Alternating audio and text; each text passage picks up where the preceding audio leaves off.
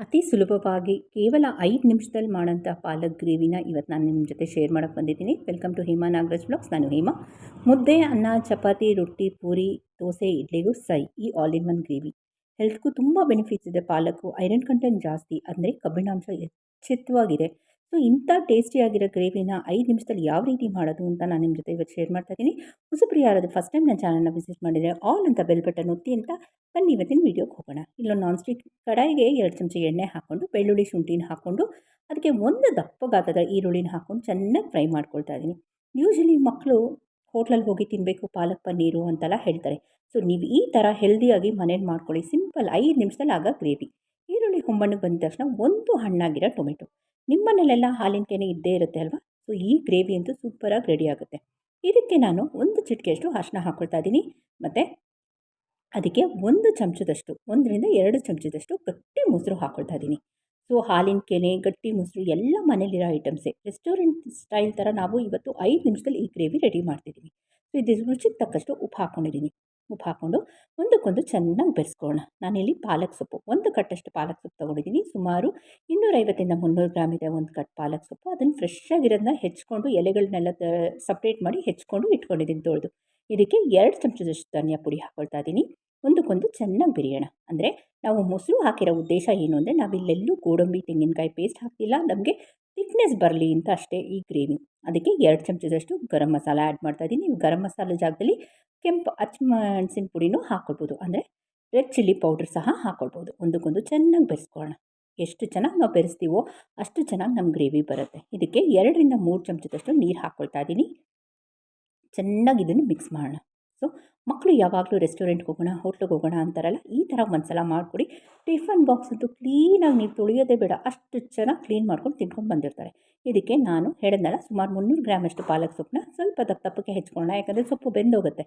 So health benefits ತುಂಬ ಇದೆ ಪಾಲಕ್ ಸೊಪ್ಪಲ್ಲಿ. ಕಬ್ಬಿಣಾಂಶ ಅಂತೂ ಹೆಚ್ಚಳವಾಗಿದೆ.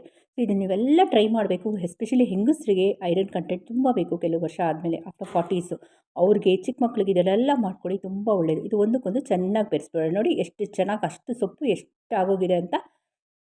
ಸೊ ಇದು ಒಂದಕ್ಕೊಂದು ಚೆನ್ನಾಗಿ ಬೆರೆಸ್ಕೊಳ್ಳೋಣ. ತಿಕ್ಕಾಗಿ ಬರ್ತಿದೆ ನೋಡಿ. ಈ ಸ್ಟೇಜಲ್ಲಿ ನಾನು ನೋಡಿ ಎಷ್ಟು ತಿಕ್ಕಾಗಿದೆ ಅಂತ. ಈ ಸ್ಟೇಜಲ್ಲಿ ನಾನಿಲ್ಲಿ ಸುಮಾರು ಒಂದು 15 ರಿಂದ 20 ಗ್ರಾಮಷ್ಟು ಫ್ರೆಶ್ ಕ್ರೀಮ್ ಹಾಕ್ಕೊಳ್ತಾ ಇದ್ದೀನಿ. ಹಾಲಿನ ಕೆನೆನ ಚೆನ್ನಾಗಿ ಬೀಟ್ ಮಾಡಿ ಹಾಕ್ಕೊಳ್ಳೋಣ. ನೋಡಿ ಎಷ್ಟು ಟೇಸ್ಟಿಯಾಗಿ ಬಂದಿದೆ ಅಂತ. ಇದಕ್ಕೆ ಕಾಂಬೋ ಆಗಿ ಒಂದು ಯಮ್ಮಿ ಫ್ರೈಡ್ ರೈಸ್ ಮಾಡ್ತಾಯಿದ್ದೀನಿ. ಅದು ನಾನು ನಿಮ್ಮ ಜೊತೆ ಶೇರ್ ಮಾಡ್ತಾಯಿದ್ದೀನಿ. ನೋಡಿ ಎಷ್ಟು ಚೆನ್ನಾಗಿದೆ ಗ್ರೇವಿ ಅಂತ.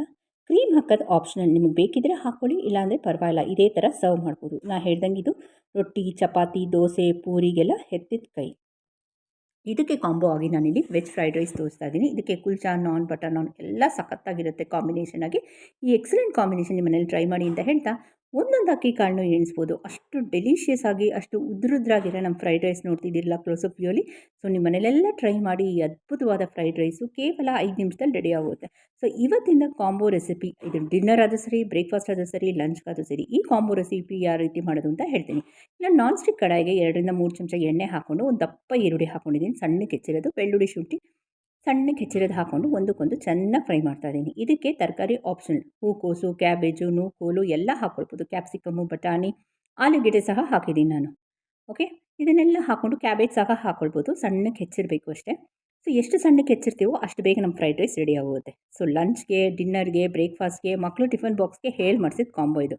ರುಚಿಗೆ ತಕ್ಕಷ್ಟು ಉಪ್ಪು ಹಾಕ್ಕೊಂಡು ಚೆನ್ನಾಗಿ ಬೆರೆಸ್ಕೊಳ್ಳೋಣ. ಈಗಾಗಲೇ ನಾನು ಬಾಸ್ಮತಿ ಅಕ್ಕಿನ ಸ್ವಲ್ಪ ಹೊತ್ತು ನೆನೆ ಹಾಕಿ ಅನ್ನ ಮಾಡಿ ಉದ್ರುದ್ರಾಗಿ ಅದಕ್ಕೆ ಸ್ವಲ್ಪ ತುಪ್ಪ ಮತ್ತು ಉಪ್ಪು ಹಾಕಿ ಬೇಯಿಸ್ಕೊಂಡಿದ್ದೀನಿ. ಅರ್ಧಂಬರ್ಧ ಅದನ್ನು ಸೋರ್ಲು ಹಾಕ್ಕೊಂಡಿದ್ದೀನಿ. ಇದಕ್ಕೆ ನಾನಿಲ್ಲಿ ಹಸಿಮೆಣಸಿನ್ಕಾಯಿ ಹಾಕ್ತಾಯಿಲ್ಲ. ಎಳೆ ಮಕ್ಕಳು ತಿಂದರೆ ಪಾಪ ಖಾರ ಆಗುತ್ತಲ್ಲ, ಇದೊಂದಿದ್ದರೆ ಸಾಕು, ನಮಗೆ ಫ್ರೈಡ್ ರೈಸು ಸೂಪರಾಗಿ ರೆಡಿ ಆಗುತ್ತೆ. ಅಂದರೆ 2 ಚಮಚದಷ್ಟು ನಾನಿಲ್ಲಿ ಗರಂ ಮಸಾಲ ಆ್ಯಡ್ ಮಾಡ್ತಾಯಿದ್ದೀನಿ. ಸೊ ಇದಕ್ಕೆ ಆಪ್ಷನಲ್ ಅಂತ ಹೇಳಿದ್ದೀನಿ. ನಾನು ಒಂದೇ 1 ಚಮಚ ಸೋಯಾ ಸಾಸ್ ಹಾಕಿದ್ದೀನಿ. ಇದು ಆಪ್ಷನಲ್. ಬೇಕಿದ್ದರೆ ಹಾಕ್ಕೊಳ್ಳಿ, ಇಲ್ಲಾಂದ್ರೂ ಪರವಾಗಿಲ್ಲ, ಸ್ಕಿಪ್ ಮಾಡ್ಬೋದು. 1 ಚಮಚದಷ್ಟು ಪೆಪ್ಪರ್ ಪೌಡ್ರು ಆ್ಯಡ್ ಮಾಡೋಣ ಎಂಡಲ್ಲಿ. ಇದನ್ನು ಒಂದಕ್ಕೊಂದು ಚೆನ್ನಾಗಿ ಬೆರೆಸೋಣ. ಈಗ ನಾವು ಉದ್ರುದ್ರಾಗಿ ಮಾಡಿಟ್ಕೊಂಡಿರೋ ಅನ್ನನ ಮಿಕ್ಸ್ ಮಾಡಿದ್ರೆ ಯಮ್ಮಿಯಾಗಿ ಡೆಲಿಷಿಯಸ್ ಆಗಿರೋ ಫ್ರೈಡ್ ರೈಸ್ ರೆಡಿ ಆಗುತ್ತೆ. ತುಂಬ ಸಿಂಪಲ್ಲು. ಕೇವಲ 10 ನಿಮಿಷದಲ್ಲಿ 2 ಡಿಶ್ ರೆಡಿ ಆಗುತ್ತೆ. ಸೊ ಟಿಫನ್ ಬಾಕ್ಸ್ಗೂ ಆ್ಯಪ್ಟು, ಮಕ್ಕಳು ಕಟ್ಟೋಕ್ಕೂ ಆ್ಯಪ್ಟು, ನಾವು ಕಟ್ಕೊಂಡು ಹೋಗೋಕೆ ವರ್ಕಿಂಗ್ ವುಮೆನ್ಸು, ಬ್ಯಾಚುಲರ್ಸ್ಗೆಲ್ಲ ಹೇಳಿ ಮಾಡಿಸಿದ ಕಾಂಬೋ ಇದು. ಓಕೆನಾ? ನಿಮ್ಮನ್ನೆಲ್ಲ ಟ್ರೈ ಮಾಡಿ ನಿಮ್ಮ ಫೀಡ್ಬ್ಯಾಕ್ ಕೊಡಿ ಅಂತ ಹೇಳ್ತಾ ಹೋಗ್ಬಲ್ಲ. ಎಲ್ಲರಿಗೂ ನಮಸ್ಕಾರ.